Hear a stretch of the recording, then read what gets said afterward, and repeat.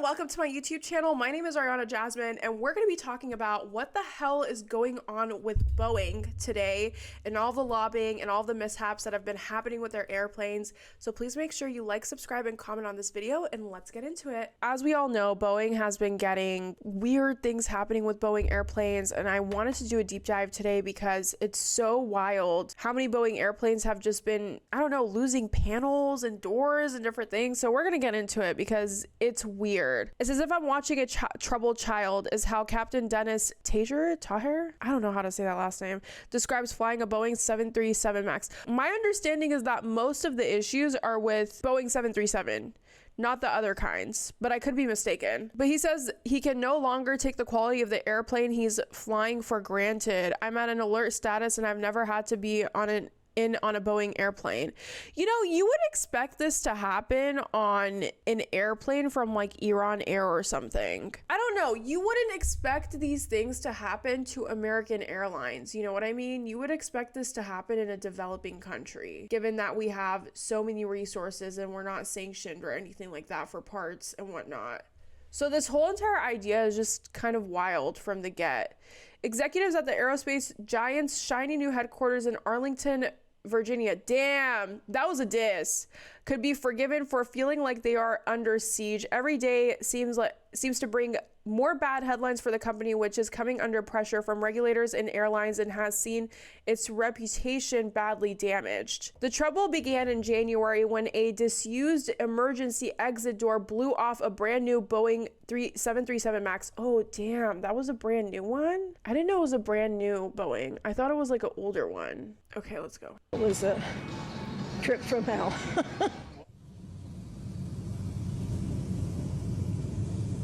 I look up and the oxygen masks were hanging from the ceiling. And then I look to my left and there's this huge chunk, part of the airplane just like missing. And the wind is just extremely loud. There's wind blowing everywhere in the ceiling. And then I look to... Imagine you're the person sitting at that window seat and all you can see is just earth right by you.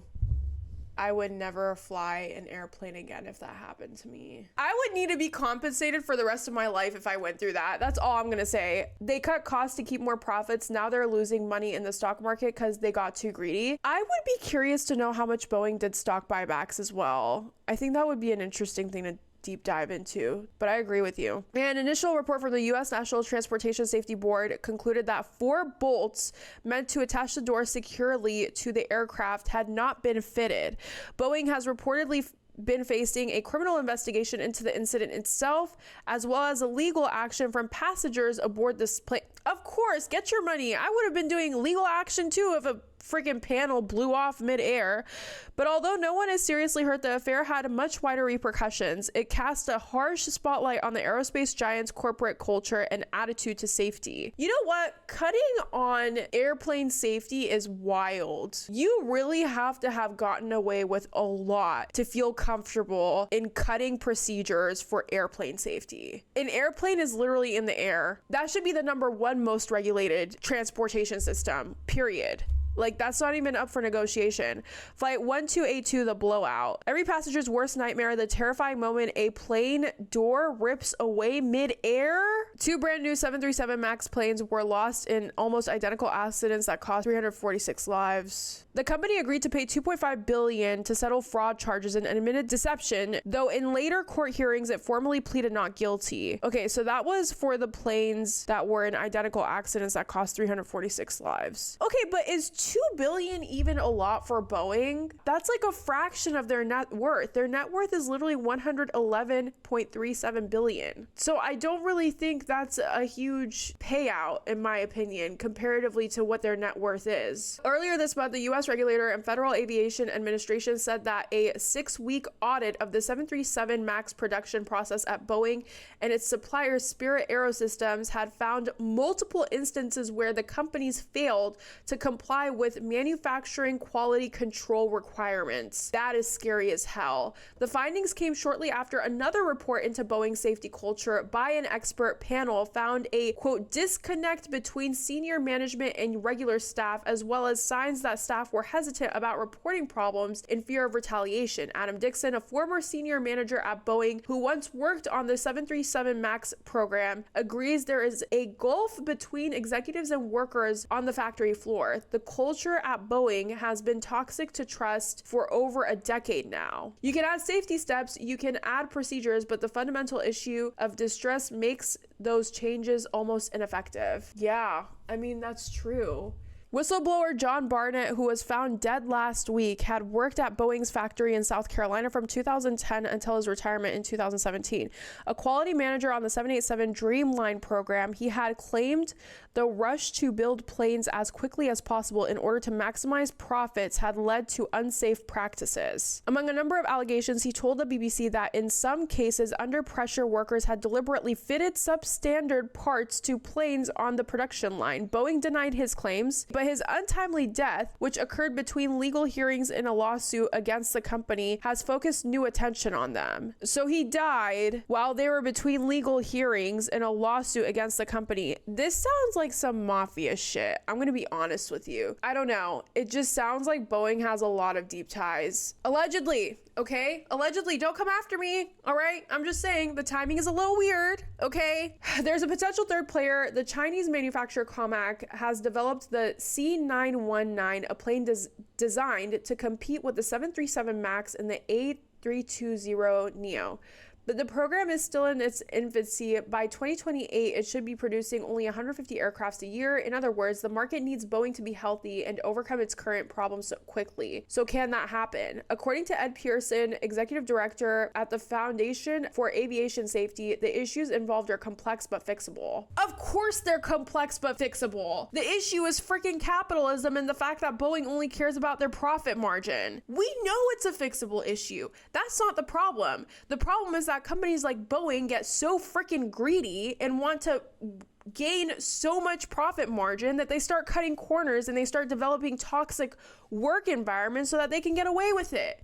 Of course it's an easy fix. It would have been an easy fix if Boeing wasn't a trash giant company. Let's read this one. The last days of Boeing whistleblower. Saturday, March 9 dawned as a gusty gray morning in Charleston, South Carolina with thunderstorms. Okay, blah, blah, blah.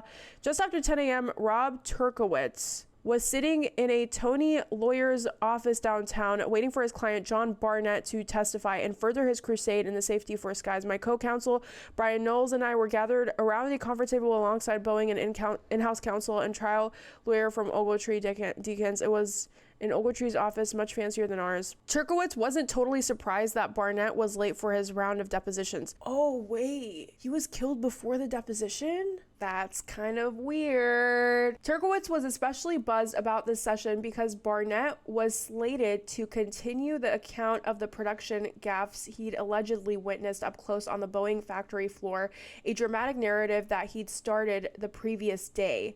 Barnett, 62, had worked from 2011 to 2017 as a quality manager at the North Charleston plant that assembles the 787 Dreamliner. In that role, he'd alerted senior managers to what he called violations of legally required processes and procedures and maintained that his warnings were being ignored. In the years following his departure, Barnett emerged as arguably the most renowned Boeing whistleblower, recounting the quality abuses he'd claimed to have witnessed to multiple media outlets. It seems like Barnett had been going after Boeing for a while. Barnett's charges had drawn fresh attention to the wake of January 737 MAX door plug blowout on Alaska Airlines Flight 1282 just after takeoff from Portland, Oregon, followed by a string of other mishaps on Boeing aircrafts. In interviews after the Big Bang over Portland, Barnett had been scathing his criticism of Boeing's safety lapses and attributed the catastrophe to types of sloppy practices that he said he had witnessed and flagged for years earlier in the North Charleston plant. See, you cannot survive in these big behemoth companies if you have a conscience. If you genuinely have a conscience and you go after the corporation, your fate can very likely end up like this. And I think a lot of people know that. Tragedy in the Holiday Inn parking lot as the Boeing whistleblower was found dead. Shortly after 10 a.m., Turkowitz called the Holiday Inn. I asked if he had checked out and they said no, we're crowns. I asked to be in the room. Turkowitz then called the manager back and she said that she couldn't provide any additional information, that the police officer would give him a call. Around 20 minutes later, exactly 11:11, he got a call. The officer asked whom I was and how many times I'd called John that morning. I asked, is John okay? Can you at least tell me if he's alive? I'm sorry, but I can't provide that information to you. At that point, all 4 attorneys drove to the Holiday Inn to witness a parking lot crowded with volunteer emergency vehicles and police cars. Damn.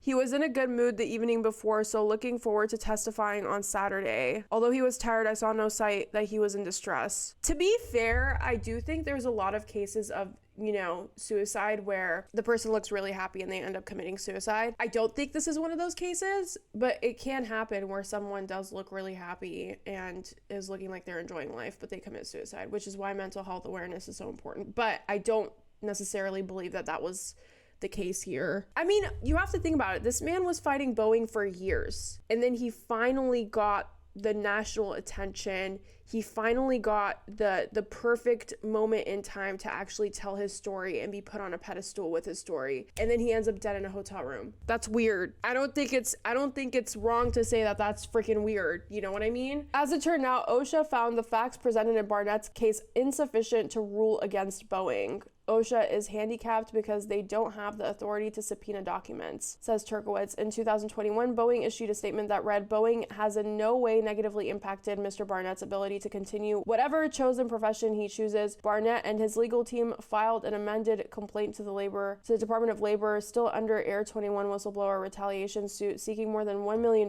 in damages for loss of income from his claim of being effectively forced from his job and denied promotion. I mean, I believe it. All right, I mean, I want to talk about Boeing's lobbying really quick, but let's watch this video before we watch that. I know that he did not commit suicide. There's no way. First tonight, our investigative reporter Ann Emerson has new information in the death of Boeing whistleblower John Barnett. A close family friend of Barnett says he predicted he might wind up dead, that a story could surface that he killed himself, but he told her, don't believe it. Ann? Tessa, Barnett's family friend Jennifer said they had talked about this exact scenario playing out, but his words seemed like a premonition. He told her, don't ever believe it. I knew John because his mom and my mom are best friends. And so over the years, get-togethers, birthdays, celebrations, and, you know, whatnot, we've all got together and talked and, you know, that's how we really know each other. And when Jennifer needed help one day, Barnett came by to see her. They talked about his upcoming depositions in Charleston. Jennifer knew he filed an extremely damaging complaint against Boeing. He says the aerospace giant retaliated against him when he blew the whistle on unsafe practices. For more than 30 years, Barnett was a quality manager. He'd recently retired and moved back to look after his mom in Louisiana. He wasn't concerned about safety because I asked him, I said, aren't you scared? And he said, and his voice and the way he would talk, no, I ain't scared.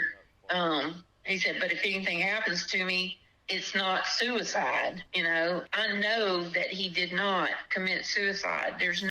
I wonder if anyone's going to do an investigation into Boeing over his death, because I do think it's fair to assume that something is fishy about this. This is very weird. And you know what's going to happen? This is going to be like every other corporate America case. It's going to be swept under the rug. You know, Boeing is going to pay out the people that they need to pay out, allegedly. Okay, I'm not making any like definitive claims. I'm not trying to get sued. And it's just going to go under the rug. This happens all the freaking time in corporate America, especially when we're talking about big big, massive corporations. We're not talking about a company that has morals, right? We're talking about a company that's top 4 weapons of mass destruction manufacturers and sellers across the globe. So, you want me to believe that they have the best intention in their heart when they do anything? Absolutely not. You're out of your goddamn mind if you want me to believe that. And I don't think a Netflix documentary is going to cut it. I think this needs legitimate investigation from an entity that's not compromised, but we all know that's not going to happen.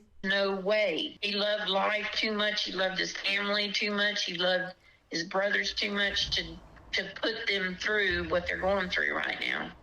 And he basically told you not to believe it. Yeah, basically, yeah. Not true. He's got too much to do, likes breathing. And he did. He had a lot of plans of things that he wanted to do. What do you think happened? I think somebody got in there and made, money can buy anything nowadays, it seems like. And there's a lot of evil in this world. I think somebody didn't like what he had to say and wanted to shut him up and didn't want it to come back on anyone. So that's why they made it look like a suicide. The last time she saw Barnett, it was at her father's funeral in late February. He was one of the pallbearers. Sometimes family and friends referred to him by his middle name, Mitch. I think everybody is in disbelief and can't believe it. And I told everybody that I don't care what they say, I know that Mitch didn't do that. And just because John Mitch Barnett is dead doesn't mean this case won't move forward. His attorneys say they're still prepared to go to trial in June. Working for you, Ann Emerson, News 4. Ignorance is truly blessed, because the more you know about this stuff, the more it makes you hate the world. You just end up being bitter at everything, honestly. Before the Boeing disaster, the company lobbied lawmakers to deregulate airplane safety. Who's surprised? Not me. Despite allegations of excessive defects ahead of the recent Boeing disaster, the company and its parts supplier, Spirit Aerosystems, used their deep pockets to lobby Washington to reduce safety regulations. This literally the same thing happened with Norfolk Southern. And guess what happened? It all got brushed under the rug. Everyone forgot about Norfolk Southern, which was literally the cause of multiple extensive train crashes that did a number on the environmental health in the area where it happened, because they lobbied to deregulate regulations around trains, and they got away with a lot of crap. And then it ended up being the Norfolk Southern freaking train crashes almost a year ago. Does anyone remember that? No, because this is America. You move on from it. You know what I mean? 1 year it's trains, 1 year it's airplanes. What's next? I don't know. It's gonna happen though. The manufacturers of the door plug that blew out of a jetliner last week have used their deep pockets and connections in Washington, D.C. to reduce safety regulations, pressure federal officials, and boost production after 2 previous crashes and other safety incidents, records show. The campaign donations, lobbying money, and regulatory waivers underscore critics' assertions that Boeing and its longtime parts supplier Spirit Aerosystems have used their political influence in both parties to endanger air passengers. On Monday, Lever reported allegations from Spirit employees of excessive defects and suppliers manufacturing. Okay, let's get into the lobbying, please. In one instance, Republican Representative Ron Estes, KS, Kansas, one of the top recipients of Spirit-affiliated campaign cash, pressured the Federal Aviation Administration, otherwise known as FAA, over its previous grounding of the 737 MAX. As Spirit faced potential profit loss from the grounding, Estes insisted that the FAA's extended process of recertifying the plane after 2 crashes was resulting in negative repercussions, and warned that until recertification of Boeing 737 MAX is complete, Spirit and its workers would suffer. Are you insane? You're trying to convince me that Boeing is going to lose their profits if one measly 737 is grounded until they do further investigations? This is a company that manufactures way more things than Boeing 737s. On top of that, they have a net worth of $111 billion.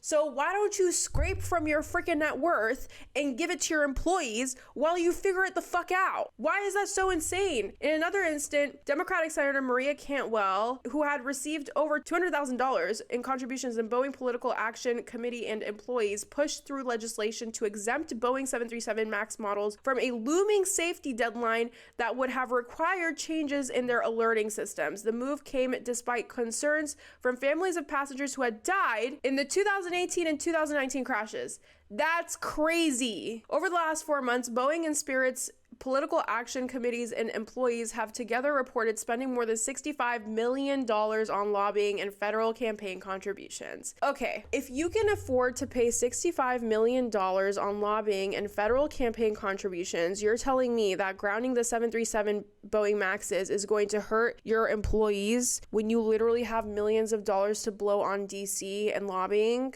Be for real. That includes Spirit donors spending $210,000 lobbying Congress on advanced aviation manufacturing and other issues in the first 3 quarters of 2023. In the first 3 quarters of 2023, Boeing donors spent more than $10.6 million, the 16th most of any U.S. company, lobbying the White House, lawmakers, the FAA, and other regulators on aviation safety certifications and other issues. The company's lobbying expenditures have ranged between $12.6 million and $15.2 million annually since 2018. Of late, Boeing has been pressing regulators at the FAA to weaken safety standards for its new 737 MAX 7 models. Neither Boeing nor Spirit replied to Lever's request for comments on the story. Of course they didn't. In response to earlier questions related to the recent incident in Portland, a spokesperson from Spirit Aerosystems said over email, a Spirit team is now supporting the National Transportation Safety Board's investigation directly. As a company, we remain focused on the quality of each aircraft structure that leaves our facility. Why are you lying? This is literally just like textbook PR speech. They probably hired a PR agency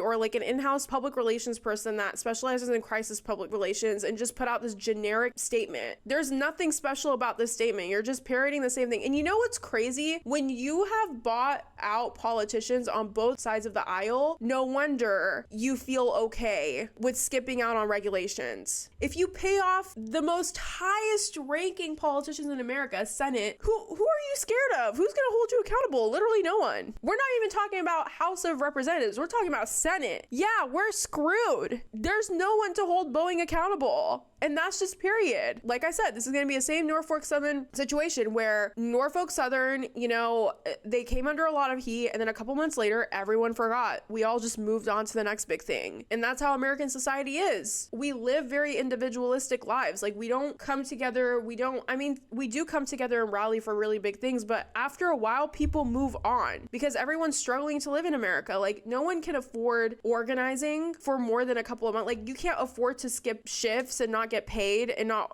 to organize. So of course, in a couple of months, people are just going to move on. And that's why it's so freaking sad. Okay, what is this about?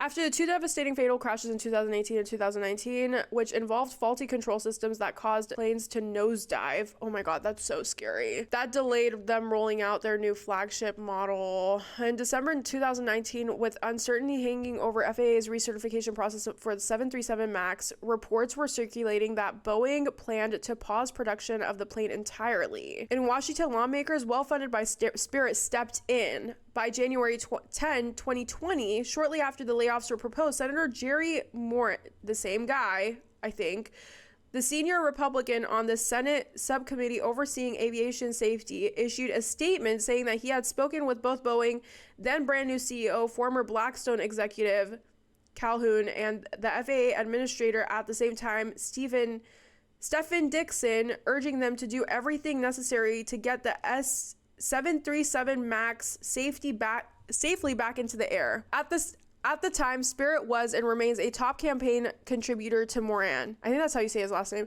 Since 2019, the company has donated tens and thousands of dollars to Moran and political action committees working to re-elect him. Campaign finance data shows making Spirit the number 2 donor to Moran in recent years.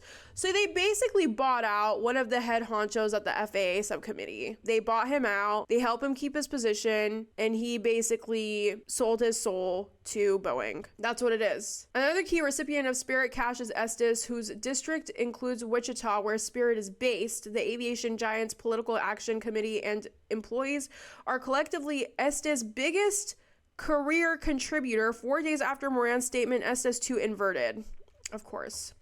Estes wrote a letter to the FAA, which began by praising the agency for its willingness to treat the ongoing Boeing 737 MAX situation with caution, but then warned Spirit and its workers were being jeopardized by pausing construction on the 737 MAX. Again, I know politicians like to make it look like they care about the working class people who are just trying to pay their bills. But for a company like Boeing, paying your employees a bit of a paycheck while you figure out the 737 Boeing MAX fiasco is not going to dent their profits, because their net profits are $111 billion. Again, that's their net profit. So for you to try to convince me that stopping the 737 MAX production is going to hurt the general working people is wild. You have to come up with a better excuse, because a company like Boeing should be able to subsidize the workers. Why is it such a wild idea that you subsidize your workers while you figure out this mess that you've created because you don't want to regulate your airplanes properly? I don't get it. It's literally late stage capitalist hell. That's what this is. 2 weeks later, on January 30, Spirit announced that it had come to an agreement with Boeing to resume limited production of 737 MAX, although the plane had not yet been recertified, yet the pressure from lawmakers didn't entirely ease. On September 2020, the Committee of Transportation and Infrastructure, then co-chaired by DeFazio, released a 238-page report on the Boeing 737 MAX crashes, detailing a horrific culmination of series of faulty technical assumptions by Boeing's engineers, a lack of transparency on the part of Boeing's management, and grossly insufficient oversight by the FAA. 2 months later, November 18, 2020, Dixon, then the head of FAA, signed an order that allowed Boeing 737 MAX aircrafts to return to commercial operations after certain criteria were met, including design changes and updated training requirements. He was probably bought out too. Moran and Estes both helped secure Spirit more than $75 million in federal COVID-19 relief dollars in September 2021, the largest federal award at the time in the aviation industry. The airline industry, which is considered essential to American travel and commerce, was given an enormous lifeline to avoid laying off workers and resume regular travel when it was designated safe. Instead, major carriers laid off workers anyway, rewarded executives with huge bonuses, and were ill prepared for travel to resume, despite receiving billions of dollars to retain workers. You got $75 million in COVID relief funds while people were scraping for cash and everyone was getting laid off, and you still laid off people, and you still managed to not regulate your Boeing 737. And after all of this, they're probably still gonna get away with it. That's crazy. Boeing has spent nearly $50 million lobbying Congress, the White House, the FAA, and a slew of other federal regulators on issues including aviation safety, aircraft certifications, COVID relief money, weapons sales, and space exploration. Most recently, Boeing asked the FAA for an exemption for safety standards relating to anti-ice systems of its still uncertified 737 MAX 7 plane. An anti-ice system failure caused the 2018 accident in which a passenger was partially sucked out of a shattered plane window and killed. Bruh, absolutely not. Absolutely not, babes. I'm getting the aisle seat from now on. I love sitting by the window and putting my head down. Never again. Never again. Not in these Boeing 737 MAXs, please. That's crazy.